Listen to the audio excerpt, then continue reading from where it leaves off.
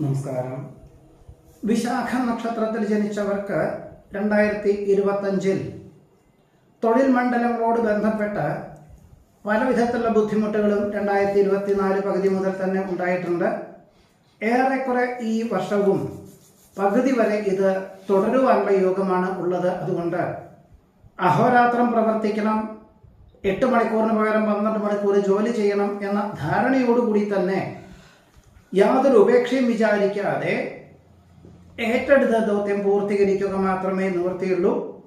പലപ്പോഴും പലർക്കും ജോലി ഉപേക്ഷിച്ചാലോ വ്യാപാരത്തിൽ പണം മുതൽ മുടക്കിയാലോ എന്ന പല വിധത്തിലുള്ള ചിന്തകളും ഉണ്ടാകുമെങ്കിലും ഇങ്ങനെയൊക്കെ ചെയ്യുന്ന പക്ഷം അത് ജോലി നഷ്ടപ്പെടുക മാത്രമല്ല, യാതൊരു അവസ്ഥാവിശേഷ എല്ലാ കാര്യങ്ങൾക്കും ബുദ്ധിമുട്ടുകൾ അനുഭവിക്കാനുള്ള യോഗമുണ്ട്. എന്ന് മാത്രമല്ല, മറ്റൊരു ജോലി കിട്ടാനുള്ള സാധ്യതകൾ വളരെ കുറവായിരിക്കും.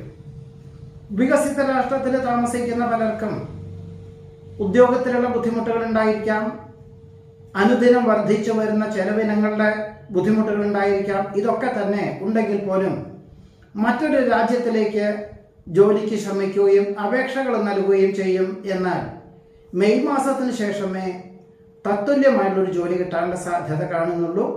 അഥവാ ജോലി കിട്ടിയാൽ പോലും കുടുംബാംഗങ്ങളെ ഒരുമിച്ച് താമസിപ്പിക്കുക എന്ന സാഹചര്യങ്ങൾ മെയ് മാസത്തിന് ശേഷം മാത്രമേ ഉണ്ടാവാൻ സാധ്യതയുള്ളൂ.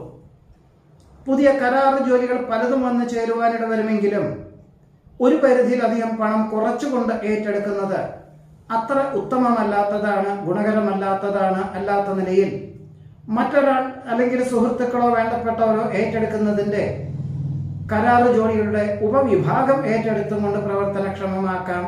അതിൽ നിന്നും വേണ്ട വിധത്തിൽ പൂർത്തീകരിക്കാൻ സാധിക്കുന്നതുമാണ്. വിശ്വസ്ത സേവനത്തിന് പ്രശസ്തി പത്രം ലഭിക്കും. പുനഃപരീക്ഷയിൽ വിജയശതമാനം വർദ്ധിക്കുവാനും ഉദ്ദേശിച്ച വിഷയത്തിൽ തൃപ്തിയായ വിദ്യാലയത്തിൽ ഉപരിപഠനത്തിന് പ്രവേശനം ലഭിക്കുവാനും സാധ്യതയുണ്ട്.